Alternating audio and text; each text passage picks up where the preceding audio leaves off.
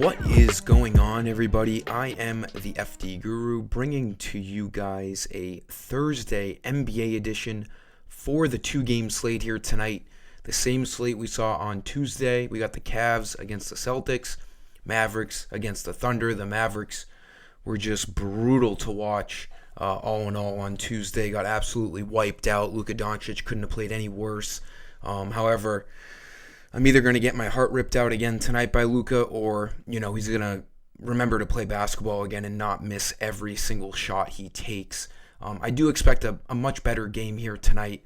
And then we have the Celtics, obviously, as the same double-digit favorites they were a couple nights ago. I think they're at 12.5 right now. A couple of prices have changed, but we're going to look at similar guys we did on Tuesday. Jarrett Allen did not go through shoot-around, so it seems to be that he's backtracking because the previous games where he was questionable, he went through shoot-around. I do remember them doing a report on him during the game on Tuesday, and they were saying he's still having problems raising his arms and sleeping and all that. I mean, sounds like he's not even really close to coming back. He's questionable. I think that's just a playoff thing. I really realistically think he's doubtful. There's no reason to think that he plays tonight missing shoot-around.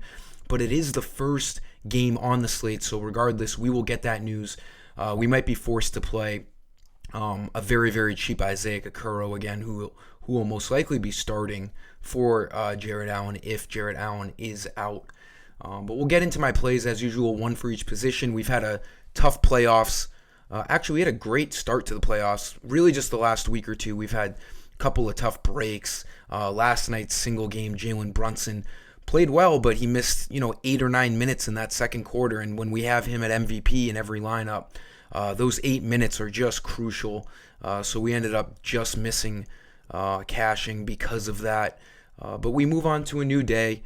With these small game slates, you can always take down. All it takes is one great night, and you're getting everything back, if not more. So we got to stick to the grind, obviously, stay within your means, and trust the process. So for point guard, I think we spend up at Luka. Now, I don't know if I'm going to be doing Luka in both cash and GBP tonight just because he didn't look great last start, but we'll see what I end up doing. I might be doing SGA in one of the lineups if I decide it's worth it for $1,400 cheaper, although Luka is still projected way more fantasy points than SGA. Got 40 fantasy points, really couldn't have played any worse. We now have a price tag sub 12K, needs 54 fantasy points. The raw fantasy score is always crucial on a small two-game slate like this, so if we can find some cheap guys, Luka is obviously the priority tonight to spend up. Even though he had a bad game last game, we all know what Luka Doncic is capable of. And the fact he played so bad and still got 41 fantasy points really shows just how much of a fantasy dominator he is. I do like him again tonight. I don't see Luka having back-to-back poor outings.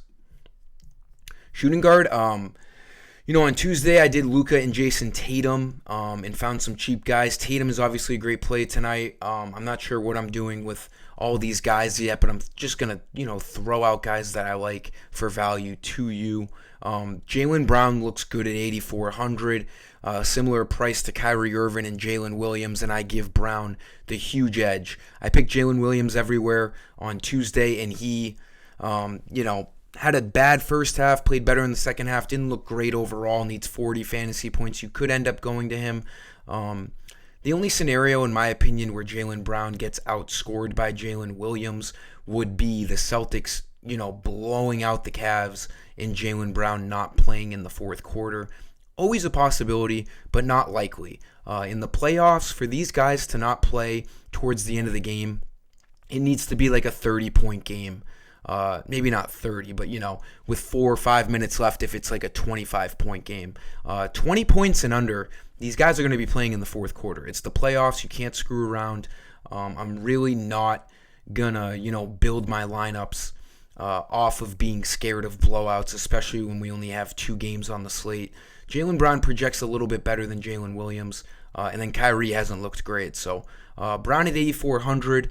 It'll be tough to get Tatum in there if you end up doing that. You could also look at Derek White at 7K. Josh Giddey was just terrible. 16 minutes. He is extremely hard to trust for the Thunder. So shooting guard is pretty, it's pretty tough. We do have, like I said, if Jared Allen is out, which I expect him to be, we have FDGURU as that, salary relief at 3,800. So you could look there. But Jaylen Brown looks pretty good at 8,400. He was dominating in game one, got 44 fantasy points. Small forward, I like going back. I've been going to Derek Jones for a cheap guy basically every time the Mavs play, and he doesn't disappoint. Again, he technically needs 21 fantasy points for value, but he just needs to outperform guys in his price tier. And, if he's going to get 17 to 24 fantasy points every game, that's pretty good on a 2-game slate. I've been saying this. I'm basically blue in the face now with how much I've been saying this in my videos. Cheap guys are tough in the playoffs because, role players do not contribute as much as they do during the regular season. Teams lean on their stars unless you're TJ McConnell and you just, look like prime Chris Paul out there like he did last night. That was another reason why we struggled because I did not have TJ McConnell. But Derek Jones looks fine. He's going to play probably 27 to 36 minutes in a close game. His defensive blocks are huge, especially on FanDuel. They're 3 on FanDuel. DraftKings, they're 2 fantasy points, so a little more weighted towards FanDuel. He has gotten at least 1 block in the last 7 games, so that's a nice thing to add in. Going to get you, 6 to 12 points, a few rebounds, maybe a couple assists.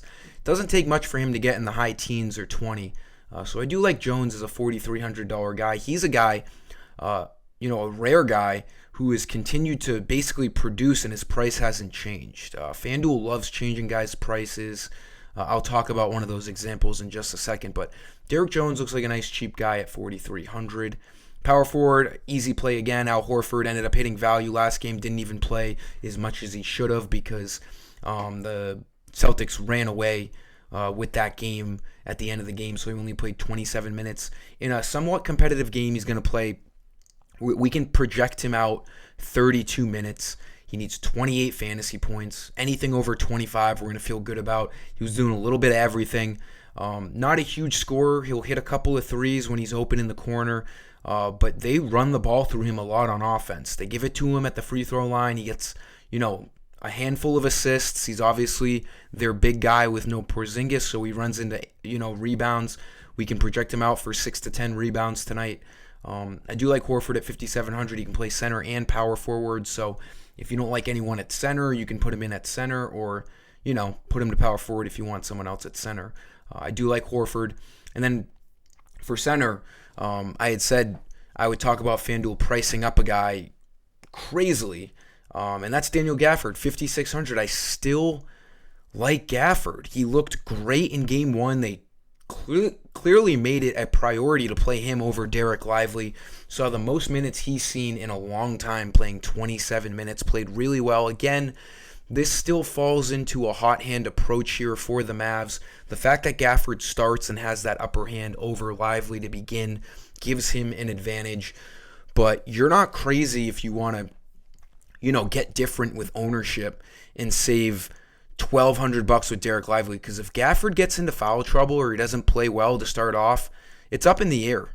We've seen Lively play more than Gafford in these playoffs, but I do think it's a safer play to play Gafford. Even though he's 5,600, his price went up like $1,000.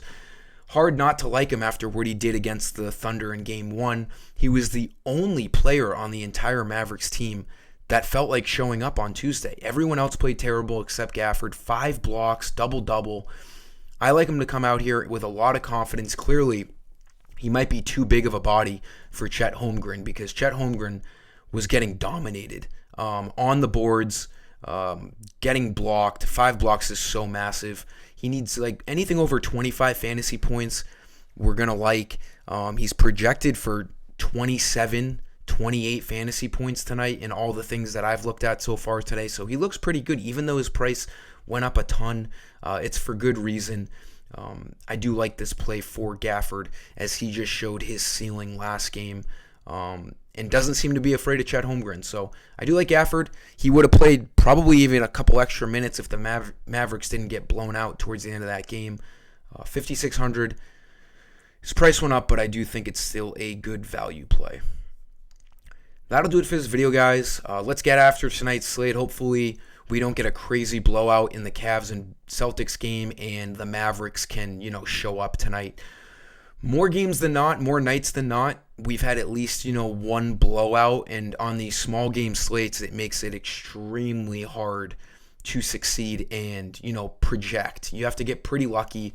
Hopefully we can have a couple of, expected playoff games where, they're competitive, both of these games, because that always makes for a fun DFS slate. Let's get after it. We have only a few MLB games tonight as well. Give this video a like, subscribe. Thanks for stopping by. Peace.